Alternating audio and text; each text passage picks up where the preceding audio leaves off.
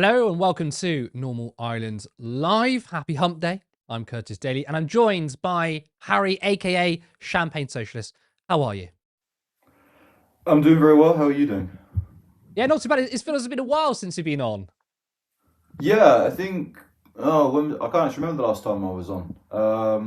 Probably about 4 months ago, maybe 4 or 5 months ago. Lots happened. So yeah, looking forward to coming back on and talking with you again, Curtis. Yeah, lots has definitely happened. Have you been busy? What's been happening with you lately? I mean, I Um, saw with- you were on um, that More in Common recently with yeah, that Dean was quite Ibrahim. funny. Because I've gone out drinking like the last 2 nights, and then I completely forgot how to do that until Reem sent me a text going like, "Oh, I'm doing Make It Common with you tomorrow," and I was like, "What?" At this point, I was about 6 pints deep, and I realised I should probably stop drinking. So I carried on, and then I did it, and then I remember I did it, and I don't actually remember doing it. I just kind of remember like trying not to die, and then. I then remember like the videos getting posted and people in the comments were like, why is he not speaking? Like, oh, they don't want him to speak. And it's like, no, like I just physically couldn't, like, because I was that hungover. So yeah, really like stood up against NHS privatization. But yeah, maybe again I'll go on again. They asked me to go on and I turned it down because again I was drinking that weekend. So maybe there's a bit of a running theme here, but yeah, Maybe I'm, there I'm is a happy to running be theme, here. yeah. I'm perfectly sober today, so yeah, Good to it's fun. hear. Well, hopefully you'll go on again when you're fully sober and you can take on some libertarian talking points. Yeah. But it's a pleasure to have you on. Tonight we're going to be talking about the race riots that's been happening across the UK, Zach Polanski's comments on food prices, and Tommy Robinson spotted in Moscow with Elon Musk. Yes, that is Elon Musk's dad. Remember to like the stream, make sure you're subscribed, and if you want to support us, then you can go to turnleftmedia.co.uk/support to help fund our work. Also, make sure you subscribe and follow us on Twitch. If you go to twitch.tv/turnleftmedia, go and join those 7 other viewers. On to our first story. Last night, Britain was on fire. In the aftermath of a horrific stabbing in Belfast, riots took place across the UK. After the police initially incorrectly identified the attacker as Somali, we now know that a man who was believed to be from Sudan has been arrested for attempted murder. The police describe the incident as a brutal knife attack. Detectives are claiming this isn't a terror-related incident. The victim is believed to be suffering from serious knife wounds. Now, as you can see, there were heroic people who had stepped in to stop the violence. You can see there's 2 or 3 people and then the police get involved. According to the Home Office, the attacker was on leave to remain until 2028. He arrived in the UK in 2023 and was given refugee status that same year. But what transpired across the UK last night was not concerned citizens. What we saw was a pogrom. Rioters in Belfast began committing arson with innocent people's homes set alight. It is believed that rioters were targeting homes they thought belonged to immigrants. This next video shows a group of thugs vandalizing a home.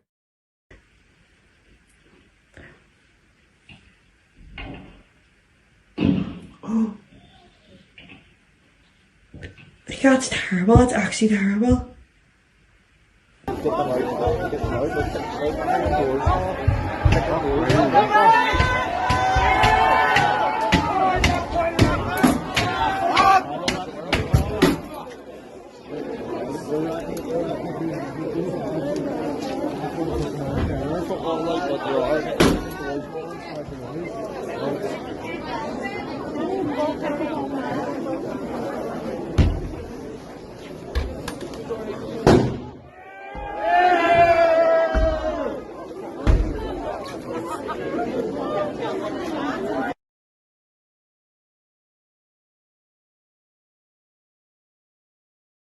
According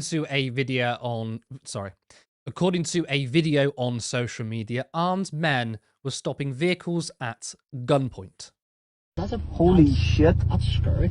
Yo, we're tracking the cars, mate. What the fuck? What the see that? It's not like in a video. Yo, they're fucking checking if they were fucking that. A bus was also set alight.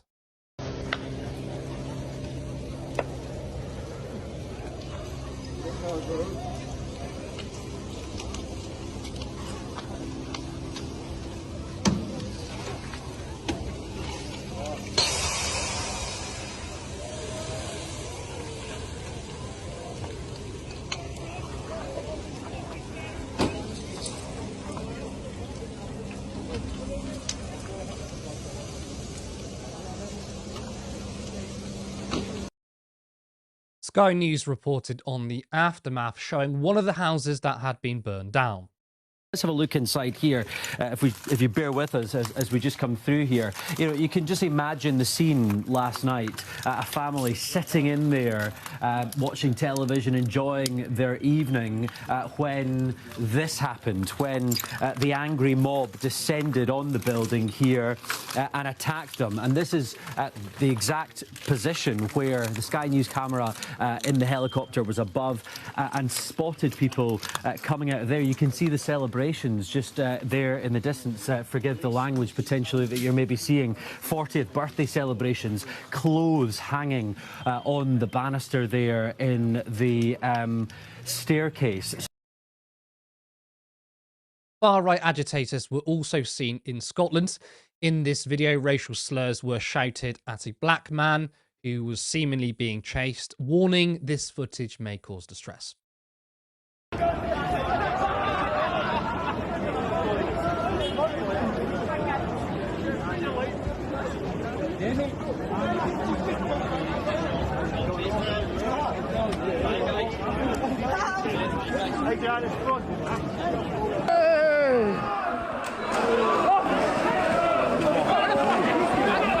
Fucking day!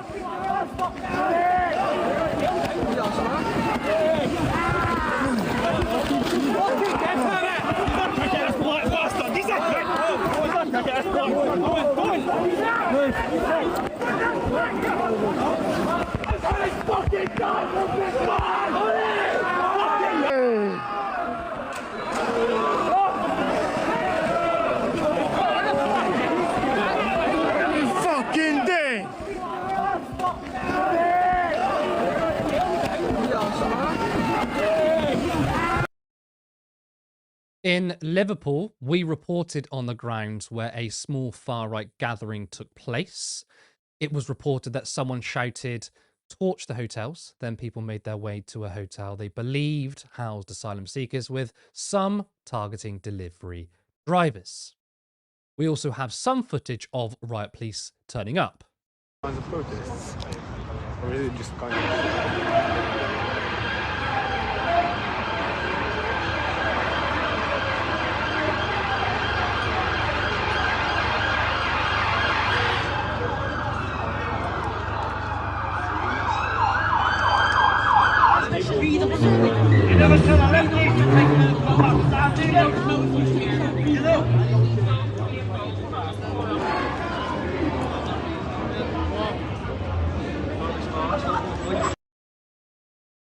Of course, the far-right agitators who created the conditions for the riots are trying to pass on the blame.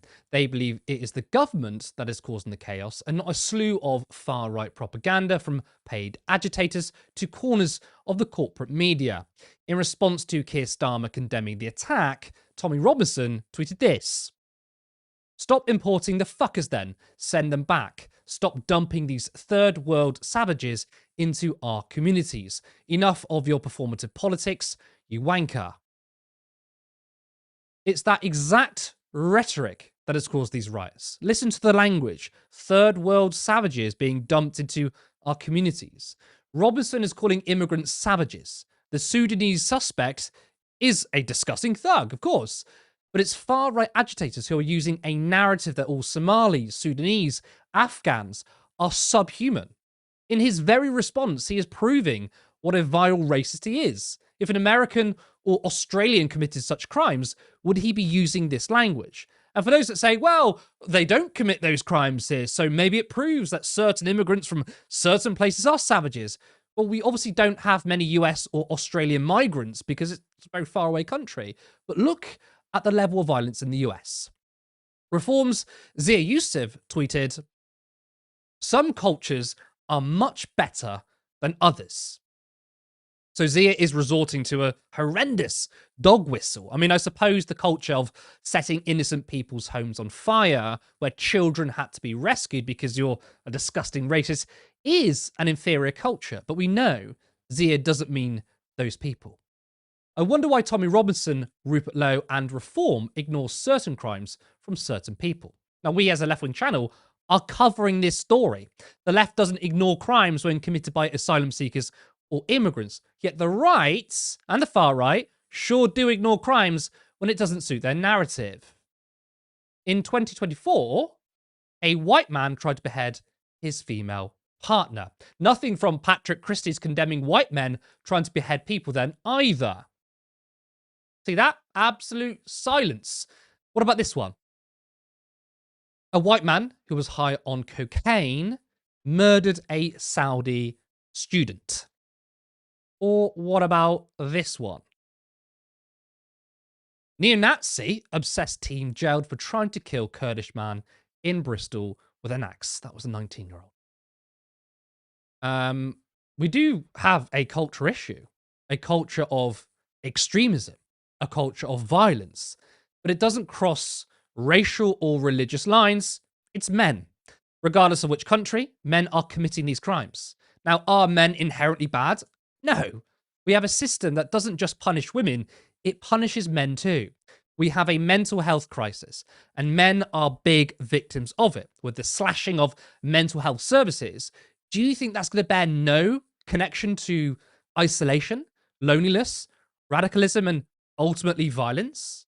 Regardless of where you're from, what religion or race, we're all human with the same brain, right, who responds in the same way to conditions we surround ourselves in. Blaming all immigrants and kicking them out will solve nothing. People like Tommy Robinson will find another group to exploit. He'll go after the white working class, just like every other right-winger when they're finished with migrants. Joining me now is Callum Taylor, who was on the ground in Liverpool. Callum, so you were there taking pictures and videos. Can you tell me what happened last night? It was a complete and utter shit show. That's what happened last night, Curtis. So I turned up to St George's Hall, where Tommy Robinson had told his Twitter followers the Liverpool rally would be, and there was probably about maybe about 100, maybe 150 tops people there with flags. And it started out as like a normal gathering. You know, people. Someone had a megaphone. They got one by one, did some speeches, talked about how terrible it is being a white man and all that.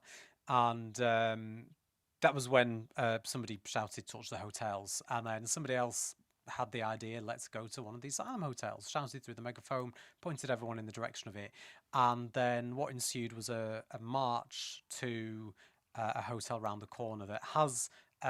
It is a place that is known to be housing asylum seekers in Liverpool. There have been protests outside that hotel before, and once the crowd got there, a small number of the group thought it would be a brilliant idea to try and get inside the hotel, and they tried to storm the entrance, at which point police obviously stopped them, and even more police showed up.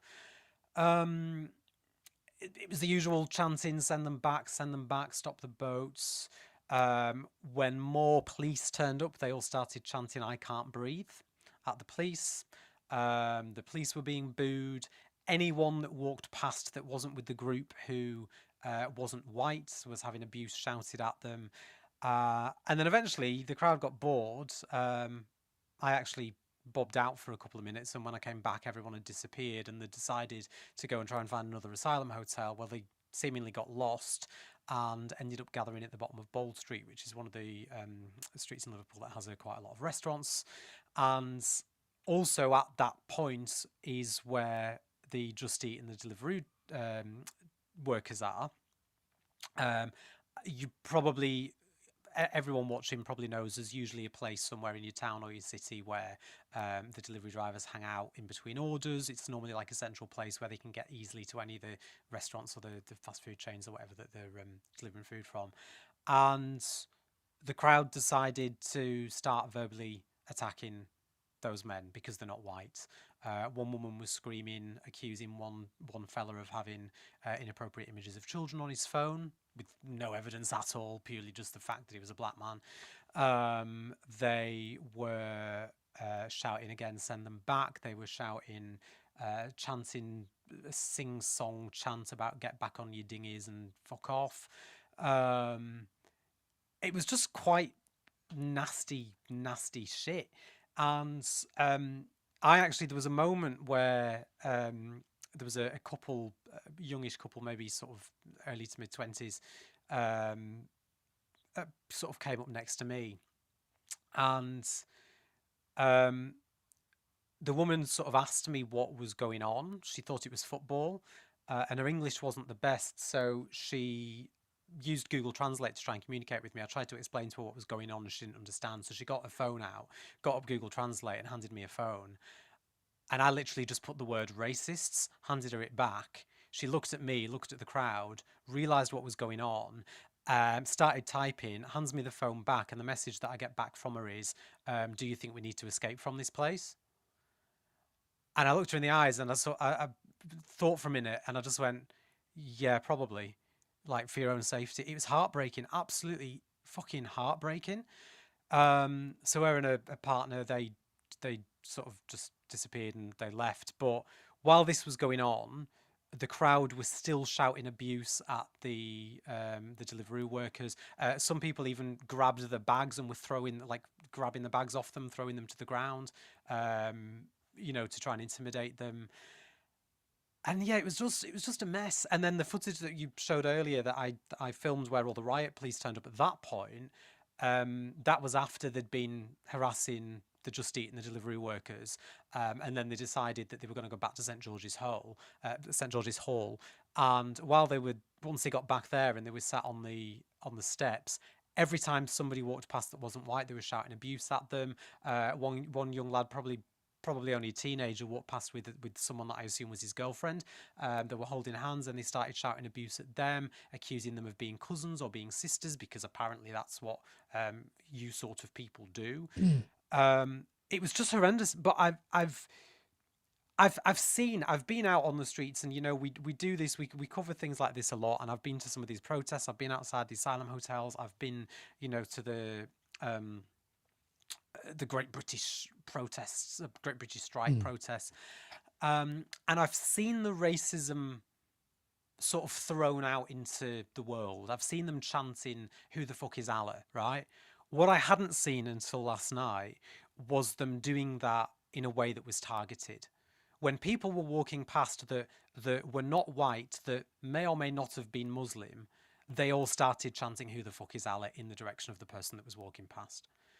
When they saw the delivery drivers on the push bikes, they immediately started attacking them. Some of them were accusing them of being here in the country illegally. They don't know what the immigration status is of these people. They don't have a fucking clue what the immigration status is of these people. But because they're not white, they're an easy target. So, yeah. One of the people that was actually filming, that was in the crowd, put something out on Twitter where he'd recorded part of that incident, and he'd basically said, in relation to the alleged victim in the case in Ireland, that he doesn't even know whether he's Muslim, but he blames the Muslims anyway, because he probably is. So he's going to blame the Muslims. This was one of the guys that was out in the crowd in Liverpool last night, and I think it's really, really important that people know that this was going on all over the country. There was horrific scenes in Glasgow. We know there was marches, people out on the streets in Manchester and other places as well. And this all came about because Tommy Robinson shared what appears to be an AI-generated list of cities across the country, telling them all to come out and cause havoc at 7 p.m. And that's exactly what they did. But a lot of the mainstream media are not reporting on. Don't get me wrong, obviously what happens in Belfast was horrific. Like, we didn't see scenes like that, to my knowledge, anywhere else. But the mainstream media seem to just be focusing on Belfast, and it's almost like, oh, well, it's Northern Ireland's problem. Like, that's not happening here. I was listening to LBC this afternoon, and somebody phoned into Sheila Ferguson's show and said, look, this is what was going on in Glasgow, and explained similar experience to what I saw in Liverpool last night. And she was like, "Oh, I didn't know. Oh, I didn't know that was going on in Glasgow." And it's like, how the fuck have you missed it? It was going on in every major city up and down the country last night. We've got a huge fucking problem where racists feel emboldened to go out on the streets and attack people, in some cases physically, like what we saw in some of the footage that we've shared earlier, what I witnessed last night verbally, on the streets, in public with other people around, simply because of the colour of their skin. It's horrific. It's awful. Thank you, Callum, for that. Let's bring in Harry. Harry, what are your thoughts on last night's riots? I mean, there were riots, but they were further than that. There were pogroms. There were homes being burnt down. You saw the footage of people hunting down certain people's houses, thinking they might be migrants and throwing stones at it. Let me get your thoughts on this. Don't really know where to begin, to be honest. I think it doesn't really surprise me anymore. And I feel probably a lot of people feel that way. I'm no longer surprised now when a horrific crime is committed by an immigrant or a person of color, and then we see the scenes that we saw yesterday in Belfast, in Glasgow and Edinburgh, and obviously in Liverpool, as Callum was covering. It no longer surprises me, and I think you can't call it anything but racism, the responses that you see. When Paul Doyle in Liverpool during Liverpool's title parade last year drove his car into a crowd of people using it as a battering ram. There were no calls for sort of collective retaliation against white people or people who fit Paul's description. Likewise, the guy, I think it was earlier this week or maybe last week, who had stabbed a Saudi Arabian man. There were no calls for collective retaliation. But in this case, obviously, there have been, and the online agitators that you see, they know what they're doing. Farage and Reform UK in particular. We kind of expect this from your Stephen Yaxley Lennons of the world. But with Farage, he's always been sort of on the sidelines. He's always done the whole, I'm just asking questions gimmick that we obviously saw with Southport back in 2024. And obviously, in the wake of the Henry Novak murder, he was telling people to show nothing but pure cold rage. And we saw that pure cold rage on the streets of Southampton. And again, similar with what we saw in Belfast last night, and obviously in Glasgow and Edinburgh. And I think there was another Scottish city as well. There needs to be accountability. I think that's the main thing, because now people have kind of seen that they're testing the waters, and it's quite clear that the officials in charge, they can get away with this sort of stuff. They can get away with encouraging people to be angry in this way. The thing that's always really annoyed me is the whole legitimate concerns thing. Because there are plenty of things I'm legitimately concerned about, but you don't see me vandalizing properties, committing arson attacks, setting up road checks, checking for people's ethnicity to decide whether I'm going to let them through or not. It's disgusting. It's sickening. And we talk a lot in this country about never again, stuff like that. And yet we're seeing the very scenes repeating themselves here in this country. And it's terrifying. I think the response from the government pretty lackluster. There was more collective outrage from the British political media class over 4 ambulances getting set on fire than there has been over what's happened in Belfast, Glasgow, and Edinburgh. And I think it's when we talk about the hierarchy of racism, and I think we're seeing it in full effect at the moment. And it honestly just makes me sad. Like, even now that I'm talking about now, I'm getting emotional. It is honestly, like, it's scary. It's genuinely scary. And I know that as a white person, I'm pretty safe. But who honestly knows? Doesn't bear thinking about, obviously. I mean, I share your feelings. I don't usually let things get to me. I think, to be honest, watching a live stream genocide, it's really made me quite numb. I remember at the beginning of the genocide, I was tearing up whenever I saw footage. Now it's hardened me. So anything that happens, and especially being on Twitter, seeing the kind of rhetoric, it kind of numbs me to it. But last night, I felt quite overwhelmed. And I think the reason why I felt overwhelmed was, you know what, I could probably handle it if it was just domestic right wingers, if it was just Tommy Robinson and Rupert Lowe and Nigel Farage. But ultimately, what underpins it all is Elon Musk and global oligarchs getting involved. And I felt like a sense of powerless, you know? If it's domestic people, we can fight them on the streets. We can absolutely do that. But what made me feel powerless was the fact that we've got an entire Twitter platform owned by one madman, white supremacist madman, who was funneling money into right-wing projects. So that, I'm not gonna lie, it gets me. A recent development, Robert Jenrick from Reform announced that they're gonna, if they're in government, they're gonna ban all visas to Sudan or people coming from Sudan, quickly followed by Restore. These people would say, oh, you call everyone far right, but they're now, you know, I mean, Nigel Farage cannot say I'm just asking questions when his party and Restore are literally saying we're now going to ban an entire people's or entire country for the crime of one person. I I think want what's to get your thoughts on important that. to remember about Robert Jenrick in particular is that he was immigration minister when this people Literally. visa status was approved. Um, and again, I think this is the case with a lot of ex-Tories joining Reform UK. Suella Braverman, Robert Jenrick, Andrew Rosendale. There's probably some others. Lee Anderson, obviously, famously. They're all part of the government that for 14 years trashed the public sector, trashed public services, deliberately underfunded the asylum system. So there's this backlog that exists, and we know why. We all know it's intentional because these situations allow government, politicians, whoever, to deflect from their wider failings. And it's the only thing that sort of gives me hope with reform in the sense is that there's so many egos within that party, it's destined to come down. And the only thing really holding them together is Farage, obviously. You take Farage out, there's so many egos within that party, they would all clash and fight. You can't have so many big names.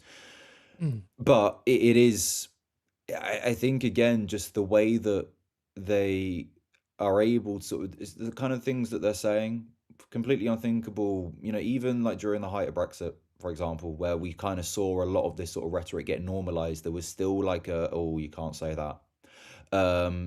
And now it's very much like gloves are off. It is perfectly okay to say we're going to deport entire groups of people. The whole remigration thing. It would not surprise me in the next couple of years if you see Nigel Farage stand up and start talking about great replacement. It honestly would not surprise me.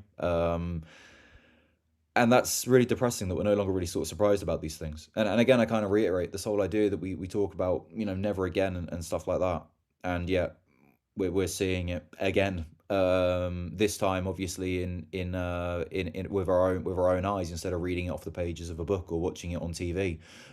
We can actually now turn on our TVs and we can see this sort of stuff. Regarding your point about Musk and whatever, I think there are genuine questions. I think Labour probably won't use stuff like the Online Safety Act, for example, to kind of shut down Twitter access in the UK because they kind of see how important it is. And that's also important to say that Twitter hasn't had its benefits, particularly in covering the genocide in Gaza, for example.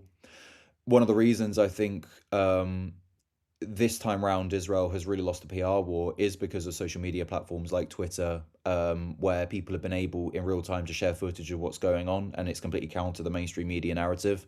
Again, with the actions of Israel in Amsterdam, for example, back in 2024, with the Maccabi Tel Aviv fans, for example, it was that boots on the ground journalism covering on Twitter, for example, that was able to change people's perspectives on these things. But it's undeniable that these platforms are amplifying far-right voices and creating a narrative that, quite frankly, does not need to exist. And it is very scary. It is very, very scary. No, I take your point about Twitter.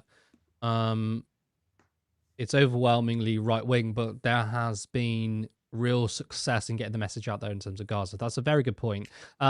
It's also worth saying that we're going through a dark period, but the numbers are on our side. Majority of people do not agree with these Yeah, I rioters. think what is also important to remember though is that obviously when the pogroms were going on back in 2024 after in the wake of the Southport murders, sorry, when I believe it was on the Monday or the Tuesday after the weekend that we'd had where everything had been kicking off when basically locals around the area basically sort of came out and said we're not gonna stand for this, and I think do it once, we can easily do it again. Um, and in the end there is probably more of us than there are them. People don't want to align themselves with those sort of groups when it's so public, for example. And you can tell that these people really are kind of scared of the repercussions, when they're covering their faces and they are probably not taking their phones out with them so they can't be traced and stuff like that. It's actually these so-called auditors that I think are doing more work for the police than anybody else, covering these guys' faces What is and it? getting them all Bob. What's banged his up. name?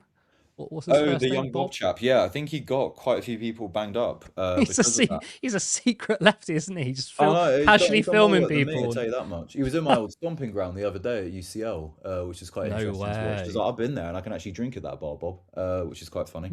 Um, but yeah, it was quite interesting. Interesting stuff. Thank you for that. We're gonna move on to our next story. Unsurprisingly, Zach Polanski has caused another stir in the media for calling on more protections for farmers. Zach Polanski is set to deliver a stark warning about the UK's food system, describing it as close to collapse and asserting that food workers' contributions are sneered at. He will use a speech on Monday to call for greater support for farmers. Mr. Polanski will advocate for robust regulation of supermarkets to ensure growers receive a fair deal for their produce. Among the Greens' proposals are extending free school meals to all primary and secondary pupils. They also suggest a £1,000 a month basic income for some agricultural workers, which they state will be financed through a levy on the wealthiest landowners. Furthermore, the party pledges a universal £15 an hour minimum wage for workers, irrespective of age, with the costs for small businesses mitigated by reductions in their national insurance contributions. Now, these seem like a really good set of policies, protecting workers and small firms, including farms. But it was this quote that made most of the headlines. Speaking to the Bakers Union, Zach said, "This is not a sign of a healthy system. Someone is being exploited somewhere. And if you're paying 7p for vegetables, then something is not right. It is those supermarket bosses who are taking record profits, meanwhile paying their workers poverty wages. We cannot go on like this." This quote spawned headlines such as this. "Food is too cheap," claims Zach Polanski. And this. Polanski pushes price hikes. Now, of course, we know the corporate media won't treat someone on the left fairly. I mean, just compare these two Telegraph headlines. So you've got the Telegraph saying, "Farmers attack Tesco for putting food security at risk. Agriculture sector says low prices paid by supermarkets risk financial viability." And yet, with the other Telegraph article headline, "Food is too cheap," claims Polanski. Hold on a second. That makes no sense. It's a noble cause when farmers call for it, but Zach, well, better change the framing. But this is the point. The corporate media will always do this. So the question is this a blunder? Harry, policy aside, do you think it was a mistake for Zach to allow a headline like this to happen? Was this an unforced error? I think with a lot of this sort of stuff, it doesn't really matter what you say. There's always going to be a way to sort of spin it in a negative way. Um, and I think at the same time, I think with what Zach Polanski needs to learn how to do is just not concede. Don't double down. At the end, he's right. If you are paying 7p for vegetables, then probably someone is getting exploited along the way. It's the same with like any sort of product, in terms of clothing, for example, and stuff like that.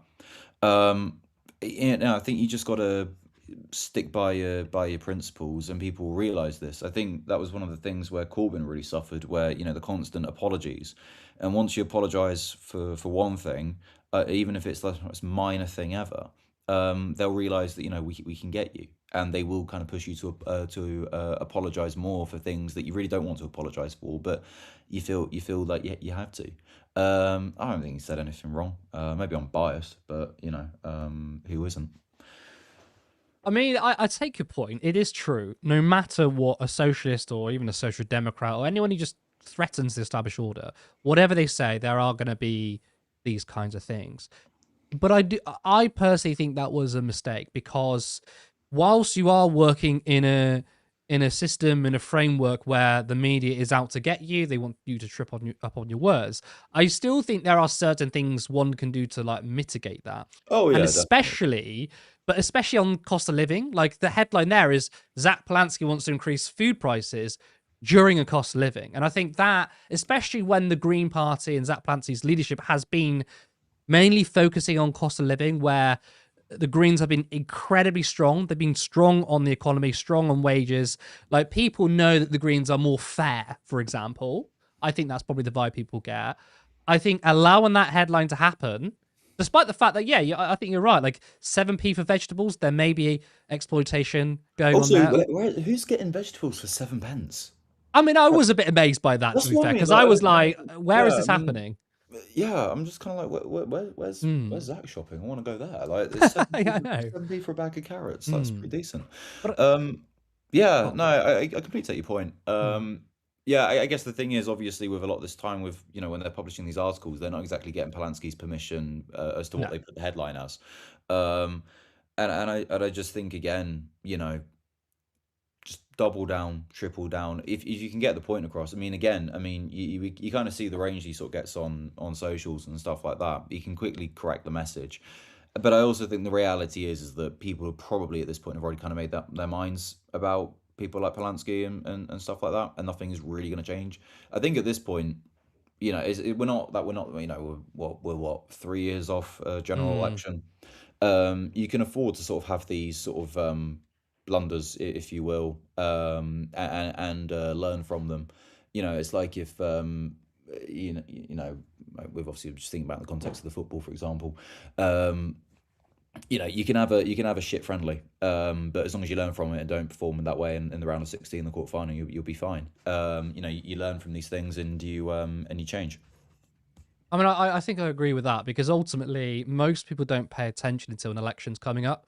Oh yeah. You Like think about what the we do local is a position of elections. privilege, the fact that we can focus so much on this sort of stuff, and we True. can basically do it for probably both our cases, work and stuff like that. Mm. Most people don't. I imagine if you ask people about what they thought about Zach Polanski, they probably say something along the lines of who, and that's fine. At this stage, things will change. It's just because your Farages, your Starmers, your Mm. Babinocks of the world, bigger parties, more attention. And, Farage has been on our screens since the 1990s.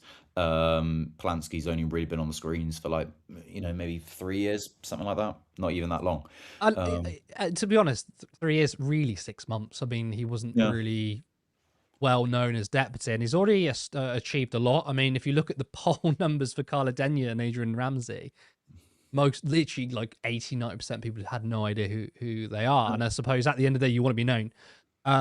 I do think the caveat to what he's saying, though, is that a lot of supermarkets, when it comes to food, though, there's a very low profit margin. So they're not really getting greedy off of that. What they're doing is they can sell food for really cheap and then making other things more expensive in their supermarkets. Because it feels like an oxymoron, right? yeah, Supermarkets don't make a lot of money off food, yet they're making record profits. So it's the other things they sell. So I am wondering where he's going on with this. However, what I am liking, and I want to see this more from the left, is to take back the narrative that the right wing care about business. The right wing care about big business and corporations, whereas the left, their policies have always been good on small businesses. I'm very, very happy that you're saying, let's pay workers £15 an hour by cutting national insurance. I think that's a very good policy. Hannah Spencer, I believe today, talked about how the Greens, and asked basically Keir Starmer whether they support cutting VAT for small businesses and hospitality. That's a great policy. In fact, I had a conversation at the weekend at my local pub, a few pints in, with the local pub owner, and he was telling me they're paying VAT, 20% VAT on everything, and it's disgraceful. And yeah. actually, they're calling for a lot of small businesses and hospitality to cut it down to 10%. There's a campaign going on. So I'm very glad that the Greens I want to see more of that, because then people can go, oh, well, I mean, they support workers, but they also support like small businesses too, because ultimately you kind of have to drop your Marxism for a second, or drop my Marxism for a second, and talk about workers, small businesses, medium-sized businesses versus the 99%. Just on the point we said about with profit margins, I do find it rather interesting whenever we talk about supermarkets in the UK. We immediately switch to profit margins because we're only looking at maybe like 2-3%, but then you actually look at how much money that is, and it's obviously in the billions. But yeah, no, I completely agree, and I also think the plans to cut business rates as well are quite good ideas. I mean, you go to most high streets these days, and they're basically sort of carbon copies of each other. Whereas when I lived in Leicester, for example, you had like Narborough Road, where you had loads of small independent businesses all thriving and all being able to sort of live amongst each other, and clearly no sort of threats to competition and stuff like that. Same in sort of places like in Manchester as well. There's a lot to be said about that sort of stuff. Whereas you go to most high streets in the UK now, and you've got McDonald's, you've got Co-op, you've got Tesco, you've probably got a couple of barbershops as well and stuff like that. Loads of charity shops too as well, because you don't pay tax on that. It's very indistinguishable, and so being able to see that sort of change and become a little bit more British as well. We sort of talk a lot about preserving culture and stuff like that. To me, British high street is part of English culture and should be preserved to the best of its ability. Yeah, and lots of firms are going into like warehouse estates and industrial estates because it's cheaper. Like the rent is cheaper, and like smaller firms are being driven off the high street into places with far less footfall, and that drives them to have most of their business online. There's a local t-shirt printing business which I go to, and they were on, it wasn't technically high street, but it was like an arcade, so at least it was like a row of shops, right? And they moved to literally where like an industrial state, right? And of course they're surviving off the internet, but we're having this strange conversation. We're like, well, we want to see more in-person service, we want to rely less on the internet.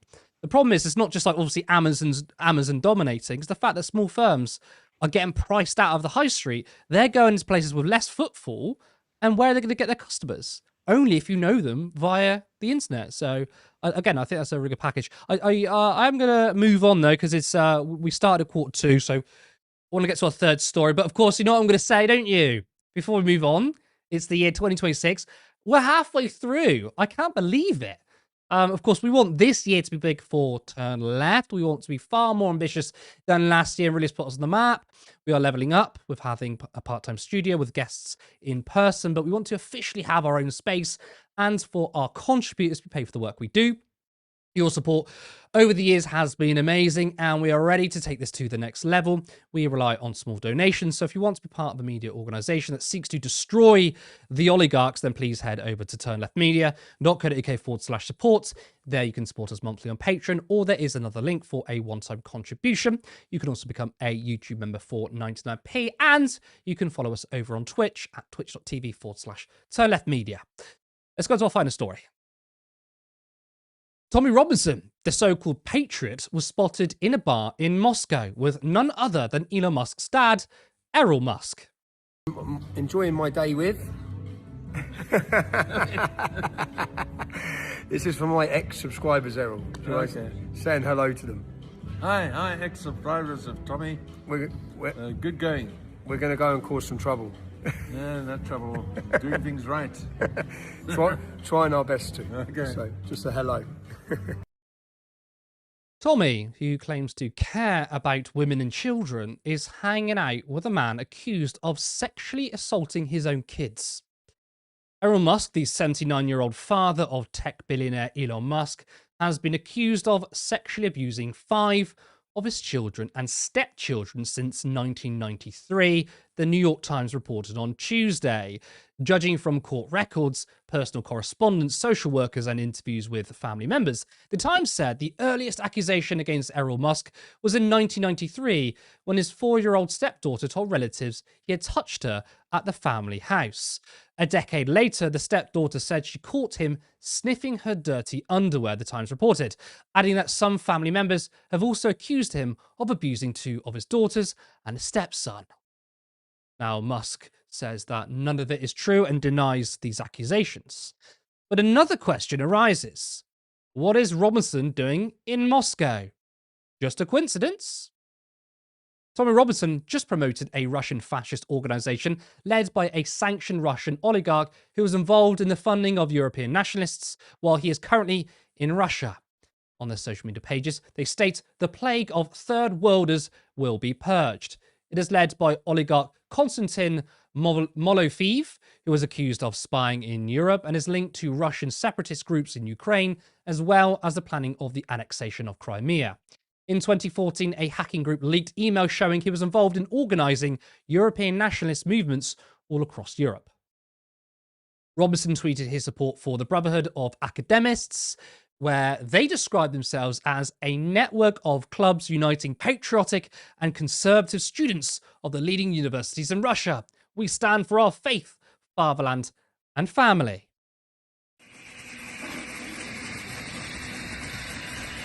We, the Russian nationalists, would like to commemorate Andrew Novak, who was viciously murdered this week by the hands of a sick immigrant who is the vile infiltrator of the English land. But that's not it. Under the cold ignorance of a British police, a poor 18-year-old boy bled to death instead of receiving first aid. This boy is a representation of all white European Christian people, young men, fathers, sons, their families, their sisters. They're all under the threat of a mass invasion by a foreign foe, an enemy who does not care, who does not respect our rights and does not respect our land. Remember Henry Novak. Let none more boys be murdered by the hands of invaders.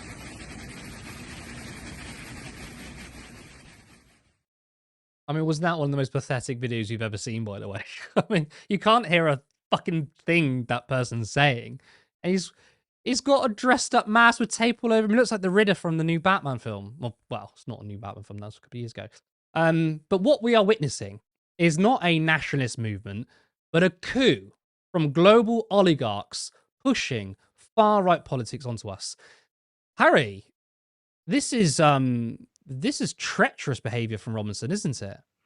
Yeah, well, I think with Stephen Yaxley Lennon, this is kind of the way. Yeah, I mean, I must say, I wasn't that surprised he's in Russia. I think it makes perfect sense. Again, with fraternizing with Errol Musk, it is quite remarkable that you can have so many cunts with one surname.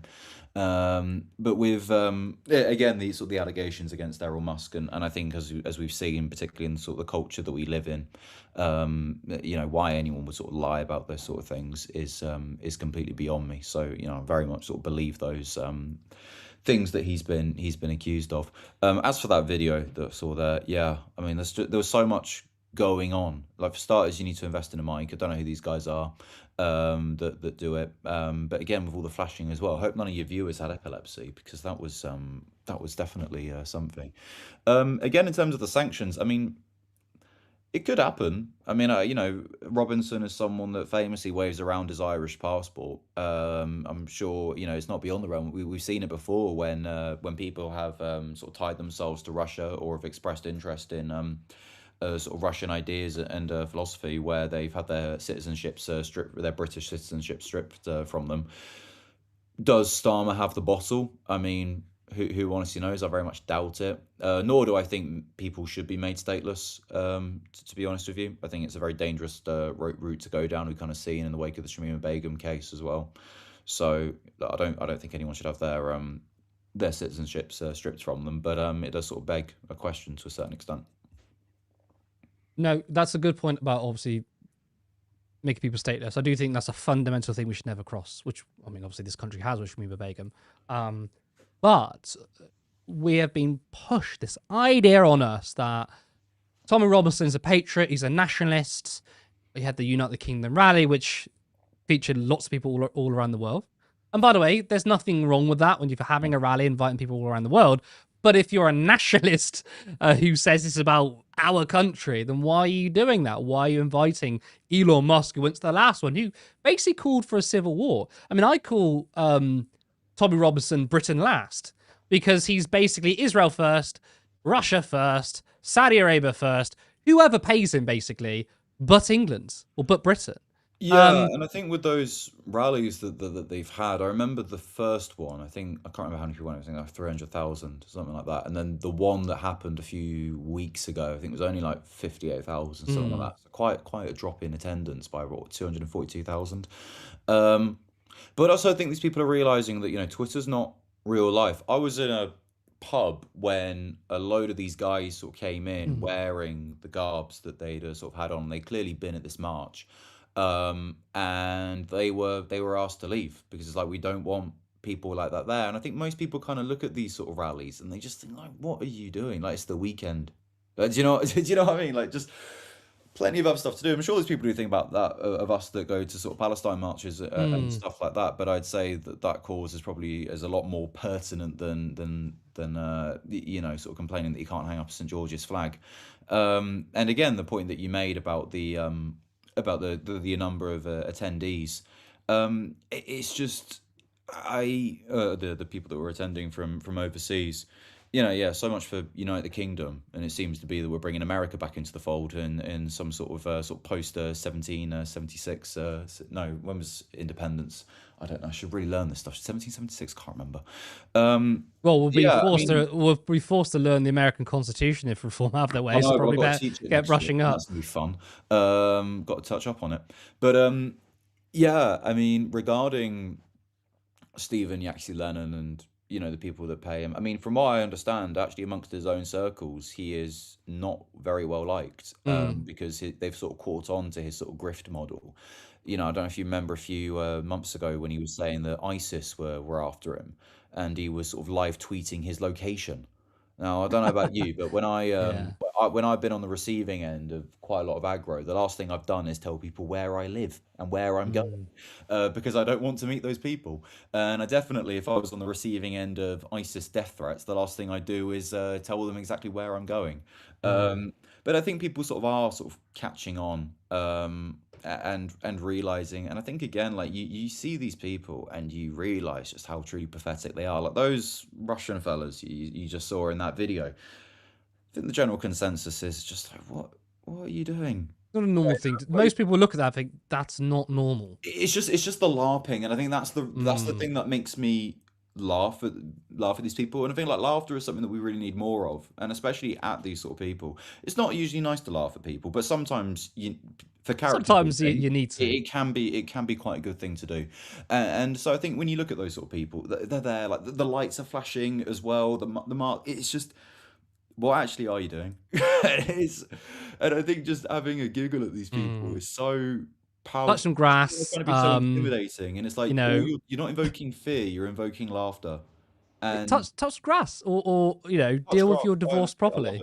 I love touching grass. It's great, and I think everyone needs to do it. I do it all the time because it's important to do. Well, I mean, you made a good back to what you're saying about how like you're in a pub and like the pub like bans the people who were dressing up at the United Kingdom rally. And of course, media will say, or right-wing media will say, "Oh, pubs are woke now." It's like, no, do you know what? Pubs just don't want trouble. No, I think pubs don't really care that much about politics. But if you see a couple of guys, or a lot of guys, who are a bit rowdy with British flags or England flags with cans of beer in their hands, or the visibly drunk, you know that it's going to cause trouble. That's it. Exactly. And I mean, look, people get pissed about Palestine rally. They do the same. But the thing is, though, people don't get pissed about Palestine rally because they're there for serious reasons. But yeah, exactly. I mean, like, you would never see a can of beer at a Gaza demo. It'd be completely unthinkable, because that's not what you're there for. And again, I think with again with sort of like the pubs thing, I've noticed a lot of sort of right wingers doing the sort of culture war, sort of like, oh, I'm being kicked out of this pub because of my views. And again, it's like, well, if you're going to be a contentious person, and also it's just like, look, I'll be going into plenty of pubs and I've been recognised in there by bar staff. Never once been kicked out. Never once been asked to leave. Mm. And you know what? If I was, because they thought, you know, we don't think your presence in here is going to be conducive to sort of the good in there, I can understand that. You know, I can understand it. I'm not saying I wouldn't be annoyed at the time, but when you actually think about it, it's like, Plenty yeah, of you other know what, pubs to fair go. enough. And that's Plenty, fine. plenty of And other pubs to go to. There's plenty of other pubs. And the thing is, I used to work in hospitality, and hand on heart, I would never refuse someone with their political beliefs. Obviously, if someone came in and started doing like the Nazi salute and stuff, obviously. Yeah. But if I knew someone was like a reform voter, I wouldn't not serve them. Like, people don't do that. People don't not serve you based on political beliefs. It's just they think if you're a danger, which is what it is. I think probably a good time. Go to our comments. And what's really impressive, because a lot of people like Callum's mic was really low. I was saying turn it up, but he was producing tonight as well as being a guest, so that's why he couldn't turn his own mic up. So hats off to him. But we are joined with Callum. How are you? I'm all right. Hopefully, you can hear me a lot better now. We'll have to fix it in post, won't we? I'm just practically eating the microphone, so hopefully that'll work. But yeah, thank you for that. Yeah, it was a tricky one tonight with all the pressing buttons and bringing myself up, but it was good. So to the comments. Super chats first. So just some members. So Benji became a member. Thank you, Benji. Pancho Sanders also became a member. Michael gifted a Turn Left membership to Leslie. Nice one. Deus Ex Ollie gifted 5 Turn Left memberships. Thank you to Olivia. Yes, Ollie. To Treaty, to Boomsel, to Fia Marie, and to Barry Ellis as well. So thank you all. Appreciate your support as always. Just talking about getting out and touching grass. Jim Speaks asked, does inhaling grass count? I wouldn't recommend it. I was mowing the lawn the other day and it wasn't that fun. Oh my God. So I'd avoid it. Obviously, I'm aware of what he really means. That's a proper like dad response, though, isn't it? I was doing it with my dad as well, so that was yeah, you know, so-called leftists when it's time to do the gardening. It's I think do what you want. It's none of my business what someone gets up to in the privacy of their own home. Or in the garden, for that matter. Well, I mean, if we have a green government, we can openly say it, can't we? We can all do it. But... No. Oliver said, it seems only people who do criminal damage to weapons are treated as terrorists these days. I mean, what do you think about this more wider point, which is that we saw not that long ago, and we've mentioned it numerous times, and we have covered it quite a lot, but we've seen what happens to protesters who sit with signs that say they oppose genocide and they support Palestine action. Supporting Palestine action is a criminal offence and will get you done under terrorism laws. So we've seen literally, elderly people, priests even, and vicars and people of the church be arrested and carted off into the back of police offices and, accused of terrorism offences for sitting with a sign. To my knowledge, no one has been arrested for terrorism offences over the last couple of days or even last week when we saw the riots in Southampton. Granted, some people have been charged, and I think one person's gone to prison for over 2 years for what they did in Southampton, which is right and proper, for the behaviour that they were displaying. But why is it that they aren't being treated as terrorism? They are committing terror to push a political agenda. I mean, by its very definition, it is terrorism, is it not? I think the problem is that with the prescribing of Palestine action, what constitutes terrorism has become so skewed. And, with these sort of the thugs that you see in the streets, they're not part of one group per se. If they were part of an organisation, we've seen in the past, obviously, the United Kingdom government has prescribed far-right groups. But I think with the prescribing of Palestine action, the idea that saying I support Palestine action can get you 14 years in prison feels completely and utterly ridiculous. And I think most people, irrespective of how they really feel about the genocide in Gaza, will probably say, 14 years is a little bit steep. Well, I mean, maybe those at the Jewish Chronicle would feel differently, but who knows? But it is. I think that's the problem, that it's now become so skewed. And if the government was to designate certain people of certain affiliations as being part of terror organizations, it would people would be there. Well, hang on, how are Palestine Action terrorists? How are the people that are showing support for them considered terrorist sympathizers? Essentially, um, I think the government's really backed themselves into a corner that they can't really get out of without throwing a couple of elbows. And as we've kind of seen with Keir Starmer, don't get me wrong, he likes being an authoritarian. I think that the response to Southport, the way that the police and the way the government clamped down on that, similar with Southampton as well. I mean, let's not forget this guy had night courts when he was director of the CPS back in 2011. He clearly likes wielding the law and throwing it around. And I think we all see that. The guy that you mentioned, Cal, earlier, got, I think, 2 years and I can't remember how many months. He was a repeat offender. He actually had, he'd robbed an 80-year-old woman. So much for protecting women and girls. But again, I think we're kind of. Well, there was more data that came out recently from the people that were charged with rioting last summer. You know, there was the statistic beforehand, just afterwards, where I think it was. I can't. Was it 3/5 or something of people? In Northern Ireland. No. In the UK, the riots that we had last summer following Southport, where back in 2024, wasn't it? Yeah. Sorry, 24. Yeah, where a big percentage convictions for and arrests for domestic abuse. Yeah. Well, there's been more data has been published much more recently, which has shown that an even higher number of those that were involved with that then have since been charged with domestic abuse. What's the word? Offences. Yeah. So, you know, and on that point, I mean, talking about you know, protect your women and girls. Renata of the Craft said. Do you mind if I quickly jump in? Because I want to say one quick thing. I actually don't think that the rioters. I don't want them to be charged with terrorism. Just the way in which I don't want Palestine Action to be charged with terrorism. Like, I want the threshold to be considered a terrorist, like, extremely, extremely high. Yeah, I'm talking surely, like burning somebody's house down. No, I think, like, to me, because again, like, it's also because terrorism is extremely, extremely loose as well. Like Nelson Mandela was considered a terrorist. You know, any resistance groups are considered terrorists.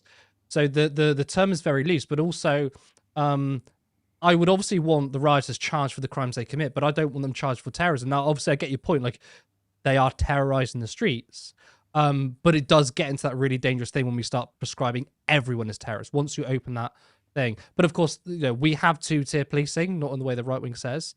Two-tier policing is you can literally potentially spend up to 14 years in jail for saying I support Palestine Action, but if you were to burn in a home, you wouldn't get the same punishment. What I would say, though, is rather than say, oh, these guys should be done as terrorists, I say, no, Palestine Action should not be terrorists. And no one's a terrorist unless there is a specific, like, big organizations planning a big attack, sure. But I would want, obviously, harsh sentences for arson and violence, of course. Yeah. I just wanted to bring Renata of the Crafts comment, just saying, never heard get your tits out on a Palestine rally, but on recent Tommy Robinson, this was shown on videos, and you know, it's very true. I mean, look, maybe the way that they behave, often it's misogynistic, or often it's racist or Islamophobic or homophobic. But I'm not sure I agree with you on whether or not it should be classed as terrorism. I think if you're going out onto the streets and you are burning people's homes, you are going door to door looking for people of ethnic minorities so that you can burn their homes down, and you're setting fire to buses, and you're committing like horrific acts of criminal damage. And I'm not just talking about like breaking in and smashing up a couple of objects. I'm talking about like people's homes.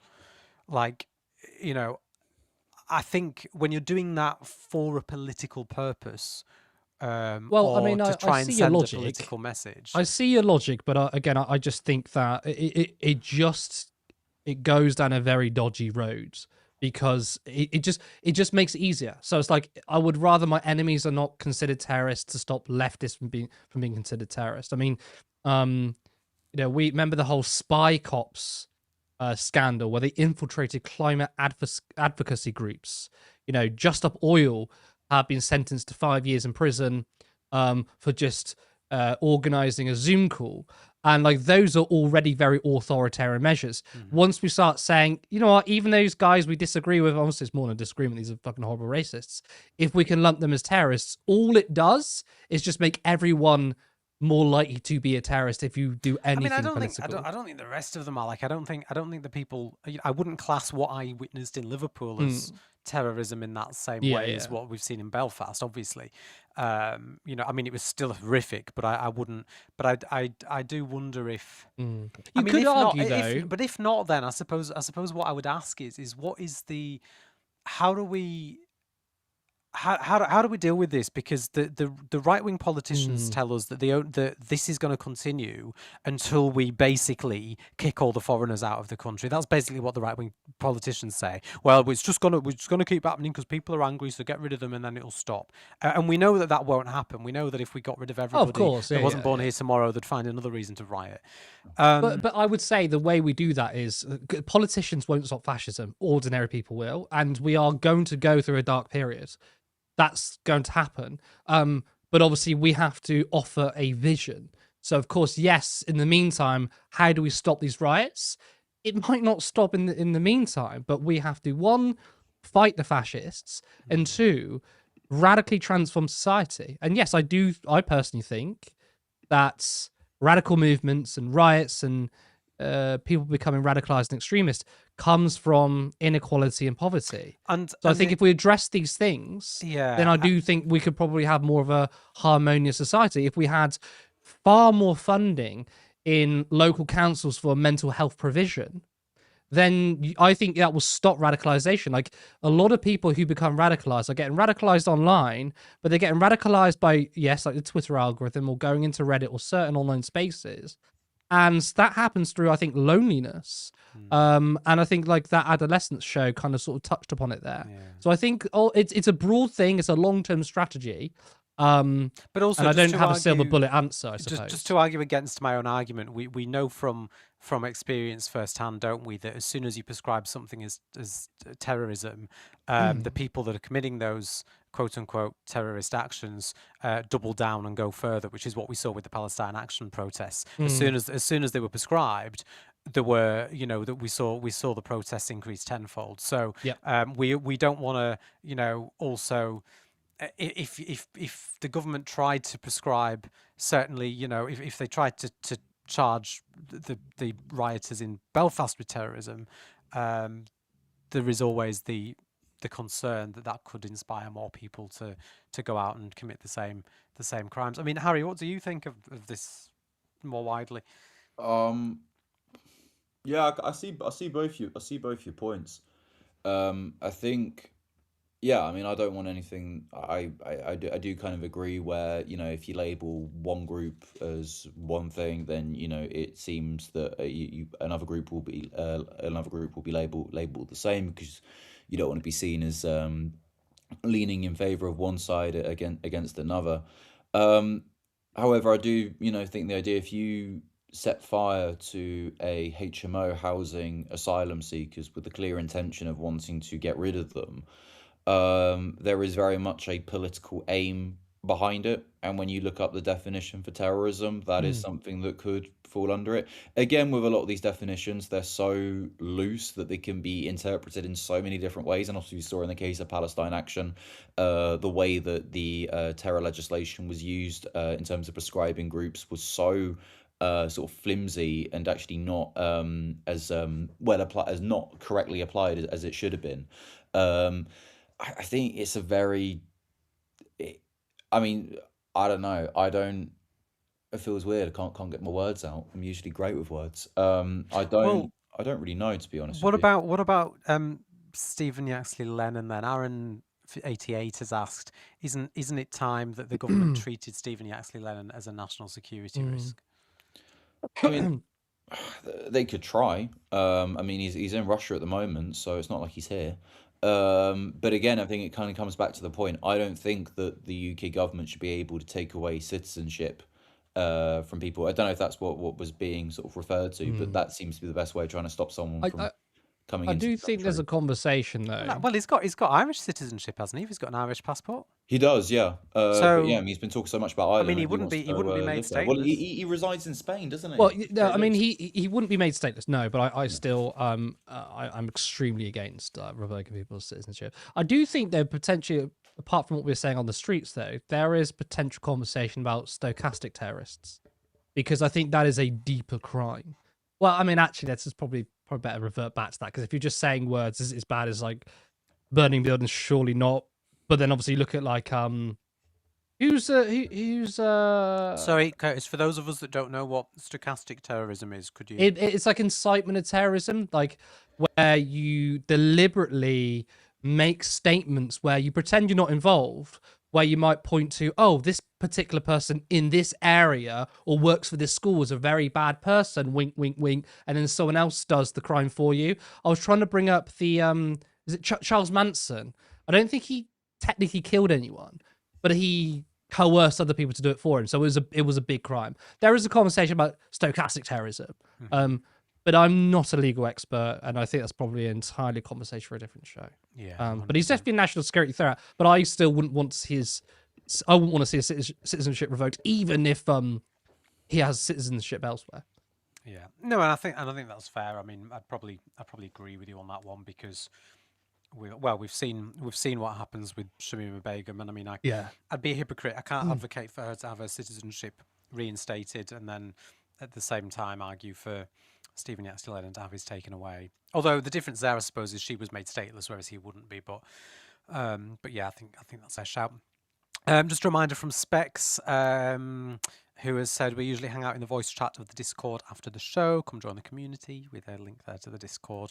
Yeah, we've always, as always, we've got a fantastic community, and they regularly. I need to come and join this voice chat. Actually, I don't. I think I've only been in a couple of times, once or twice, but it's not. It's great that everyone's got a space that you can go to and debrief after the show and catch up on everything that we've talked about as well. Continuing the conversation. Jamie Ellis has said the media are going to crucify the media are going to crucify Polanski no matter what he says or does. I will say that correctly. And Jacqueline's also said on that same point, I think Zach is in the situation where he's damned if he does apologise and he's damned if he doesn't. Although I'm with Harry, I think I side on don't apologise. Because I suppose even if you make a big fuck up, you've got media attention on that fuck up.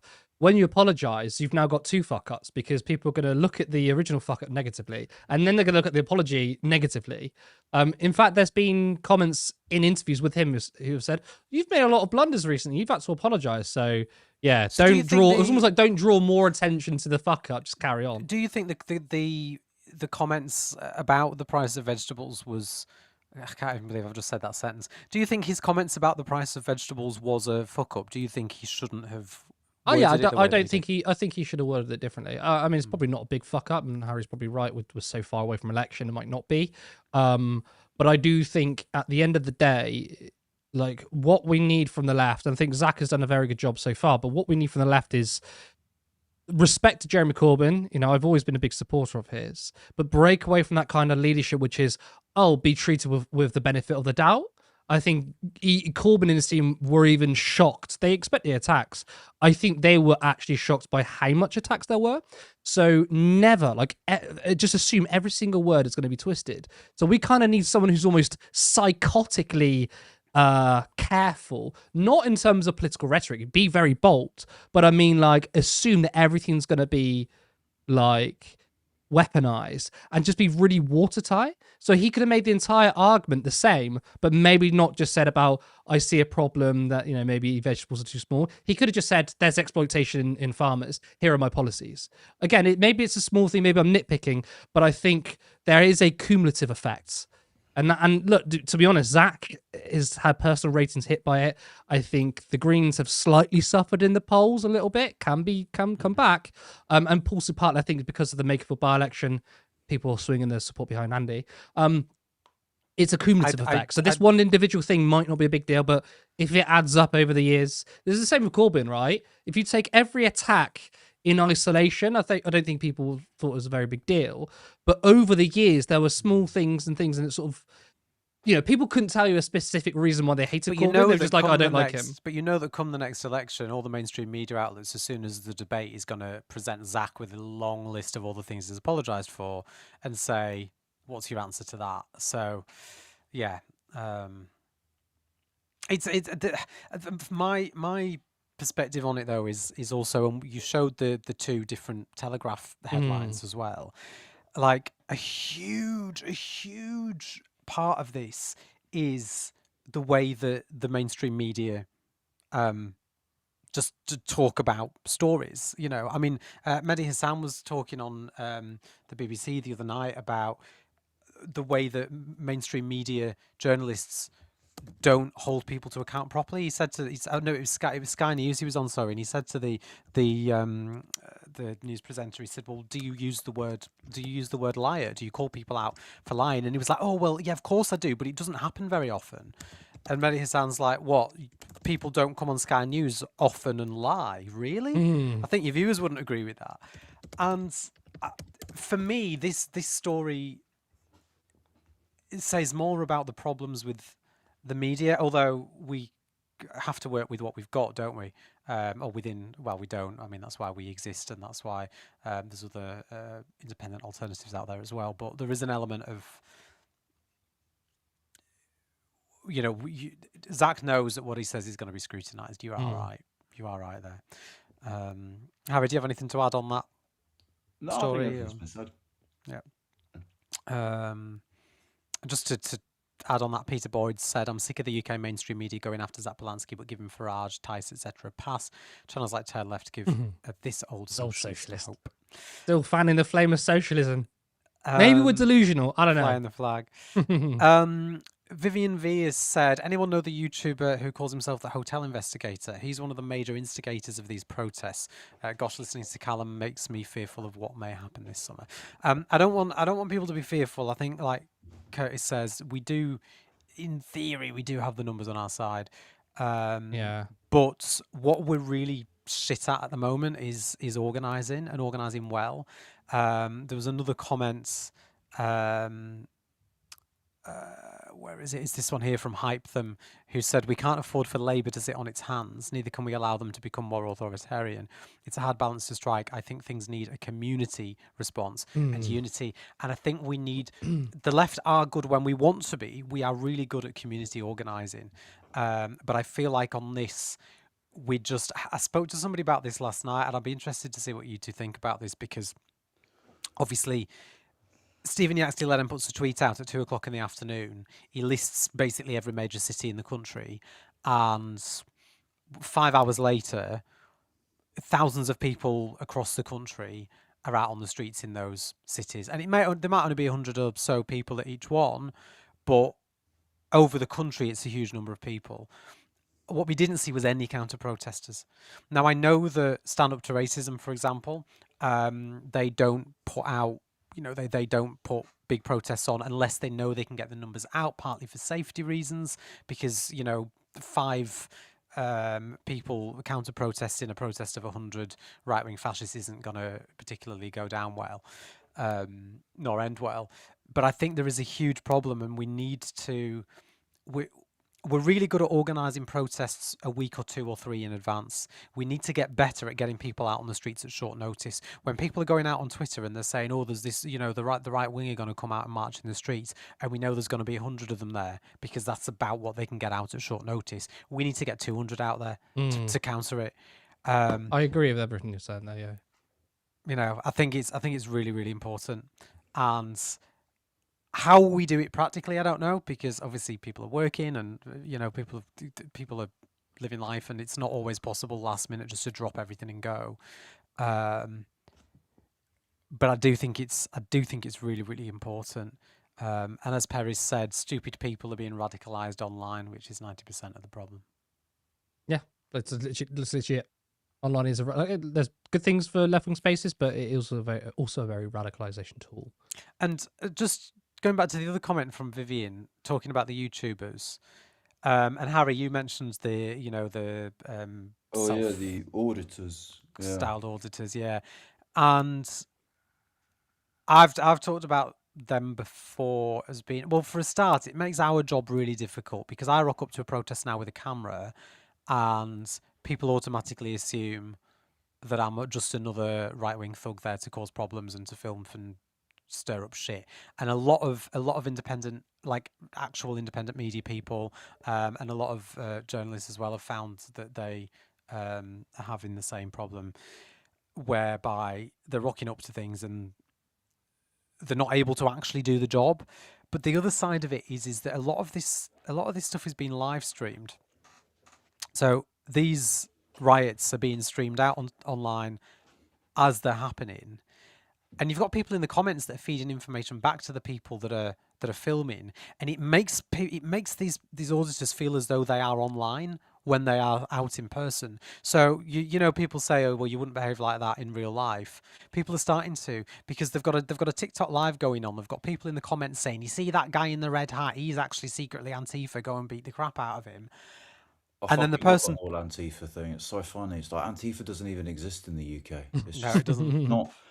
It's like when Frost is like, oh, what about Antifa? It's like Antifa doesn't fucking exist. What's the thing? Yeah. But all it takes is one person on TikTok to put in the comments and say that, and then you've got a mob going after people in real life. Do you know what I mean? Yeah, I mean, I've seen with these auditors as well. Be very interested to see what HMRC has to say about them, see whether they're logging it all, because from what I understand, quite a lot of them are making a bit of a killing. I had a guy like trying to investigate my taxes, and my taxes are so fucking boring. Like, they're paid for. Like, that's all you need to know. It's I think with a lot of these sort of guys. But again, I mean, there was one of those chaps that I remember got done for, like, they'd found out that he was a nonce, that Yeah. he'd been arrested for various offences and had been charged. There's It's just no a lot of these sort of surprise there. auditors, and I mean they are just rent-a-gobs, and I think that's the case with a lot of them. And also, as we've seen, they're getting their own side dobbed in, because all you need is a police officer to review the footage of what they're doing, Yeah. and before you know it, they bring them into the station. It's like, right, what were you doing in Southampton? Well, done anything in Southampton. It's like, right, that's you, isn't it? And then before you know it, they're in the dock pleading guilty. The best thing people can do if they want to disrupt that is play licensed music, because obviously when they're putting stuff out on YouTube, often it'll be demonetized if it's got a copyright strike on it. So, get playing the Beatles, or or Taylor Swift, or somebody that's gonna kick up a copyright strike, and is gonna be litigious. Litigious, I think that's Someone that will take legal action if it doesn't get removed anyway. But yeah, just really quickly, just before I stop, we've got some other super chats to go through, which I'll look at in a minute. But first, in the spotlight has said, turn left. We didn't win 2 world wars to be pushed around by a fraud. We did not. Which I thought was that should keep like the boomers happy. So we didn't win 2 world wars for that Tommy to push us around. And Renata the Craft has made another really good point as to Harry's comment, saying that he might be okay because of his colour. No, once fascists come into power, no one is safe. Yeah. They start with one group but quickly widen their nets. Everything. Yeah, the white working class, I mean, I said it earlier in the piece, the white working class are also a target. It starts obviously with people of colour, migrants. But trust me, the right wing will pivot to the white working class and white poor people as soon as they're done with migrants. Yeah. Like, just think about Chavs, how working class people, and specifically white working class people, were denigrated, and then they found their new target.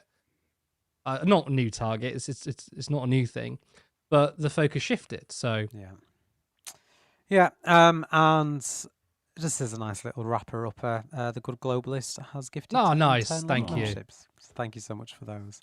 But I'm just looking at the time, so I will drop that down. There's loads more brilliant comments as always tonight, and sorry that we can't get through everybody's. Maybe we need to do like maybe we didn't need to do like an all-nighter stream one time where we just get comments. You can volunteer for that one. On Lewis's sofa, I think it was. Yeah, that was election night. Yeah. That was election night. What That night was that was? superb. Yeah. But we That were was all sensational sleep. fucking delirious by that Yeah, point. if I you'd mean, like and to- also you suggested 12 hours. Like, let's do, what was it? 9 till 5.